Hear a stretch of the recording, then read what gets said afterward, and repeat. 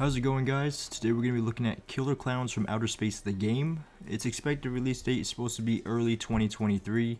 The game is a multiplayer asymmetrical 3 vs 7 horror game, and it's a new twist because we're used to being a 1v3 or 1v whatever. This is now putting 3 players as the Killer Klowns and 7 people as the humans. Now the game mode has a lot of differences from other asymmetric survival horror games, which I'll be getting into later in the video.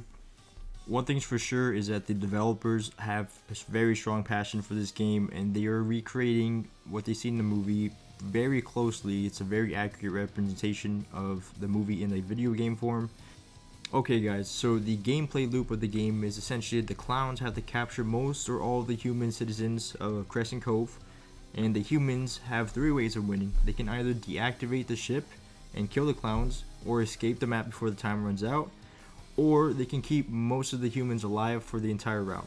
So those are the three ways that the humans can win, which is pretty cool. It's a twist on the game and offers a little more play style. You can play different ways.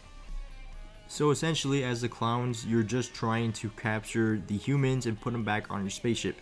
The clowns, just like in the movie, have this cotton candy gun which they can blast humans and turn them into cotton candy cocoons. The clowns also have AI help. They are these things called lackeys or lackers, and they will basically help you by finding humans and alerting them of your location or their location, or they can take cotton candy cocoons back to the ship. Alright, so now for the clown classes. We're going to start with the first one here being the Scout, and this is Jumbo. Now Jumbo is the clown of all trades, and he has a shotgun blaster which can hit up to 5 targets at once. He can chase you down and whack you with his clown mallet, just like in the movie you can see him with that taunt. So that's Jumbo, and now we'll move on to the next class, which is the Fighter. This is Shorty, which in the movie you can see him knocking off that guy's block, and just like in the movie, he also has that similar ability. So it says that the clown of the clash, Shorty, can one-punch KO any opponent or take you out by distance with cotton candy C4. So this guy has C4. Or actually it's called a cotton candy C4 launcher, so that's even worse.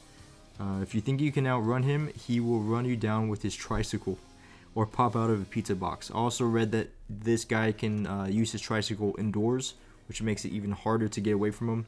And he can disguise himself as a pizza box, so you better watch out where you're going. So you can basically play like prop hunt in this game. Alright, so next up is the Tank, which is Chubby. Now Chubby has an ability called Unstoppable Rage, which allows him to break through walls.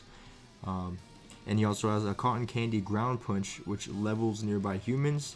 Also says that Chubby loves to share his pies. Willing or not, one bite incapacitates his victims. So he's a pretty deadly clown. And yeah, that's about it with Chubby. So we'll move on to the next one, which is the Tracker. So this is Spiky. Spiky has the popcorn bazooka tracker, which we also know that in the movie, the popcorn's actually like these larvae, which turn into these nasty looking worm clowns that you see in Jack in the Boxes.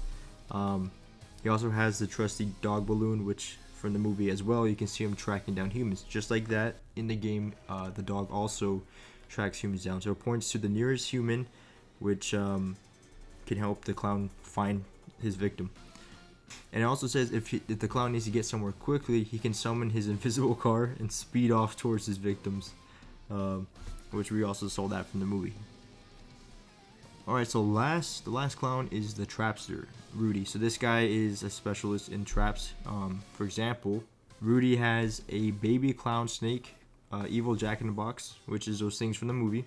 He also has popcorn mines, which basically all this stuff will turn into those nasty clown worms. So what we know about the map is that it does take place in Crescent Cove, which is the same setting of the movie. Supposedly the clowns will have something to make it so that they don't sound when they're talking in proximity chat, you can hear them, but to the humans it's not English. Maybe they sound like the clowns in the movie, we don't know yet, but we do know that they won't be understandable by the human players. However, the clowns can understand the human players in proximity chat, which is a very cool mechanic, which will help bring immersion to the game. And if they do make them sound like the clowns in the movie or somewhat, that would be awesome. Okay, so another thing I saw is that there's a lot of stuff you can loot, like drawers, cabinets, I think, and things like that. It did mention that. Also, the microwaves. It also says that the microwaves make loud beeping noises, so I'm guessing this is a way to attract the clowns or trap the clowns in some way, which can offer some cool strategic gameplay element. But yeah. Anyway guys, that's going to be it for this quick overview. I will be doing some more Killer Clown videos with some in-depth stuff, such as the human classes, which I did not cover in this video. I will cover the human classes in depth in another video, so if you guys are looking forward for more Killer Clown content, please subscribe and like, and I'll see you all in the next video.